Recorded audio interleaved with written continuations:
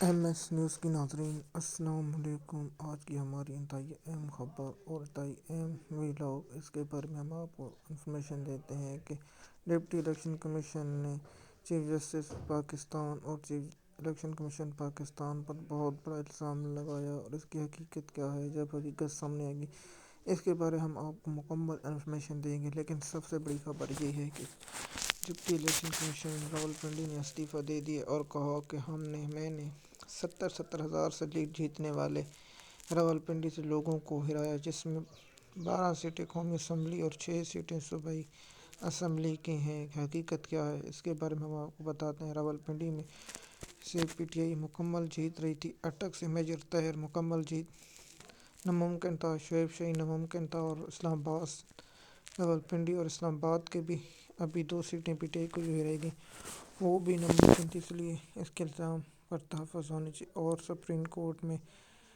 سب سے بڑا اس کی انکوائری ہونی چاہیے۔ لیکن کیا سپریم کورٹ انکوائری کرے، کیونکہ سپریم کورٹ کے چیف جسٹس پر بھی دھاندلی کا الزام لگا، اور چیف جسٹس اور چیف الیکشن کمیشن پر بھی دھاندلی کا الزام لگا۔ کیا یہ تحقیقات آزاد کرائے پائیں گے یا نہیں، اس کے بارے میں آپ کو بتاتا ہوں۔ نہیں، کیونکہ انتظام نہیں کریں گے۔ اور پی ٹی آئی جو کل انٹرنیشنل پریس کونسل کی تھی، اس کے بارے میں پی ٹی آئی مکمل طور پر جیت چکی ہے، اور پی ٹی آئی کے یہ بیانیہ سچ ثابت ہوئے کہ پی ٹی آئی کے ساتھ زیادتی ہوئی اور پی ٹی آئی کی سیٹیں ہوئی ہیں۔ لیکن ایک خبر ابھی موصول ہوئی ہے کہ سلمان اکرم راجہ کو بھی گرفتار کر لیا گیا۔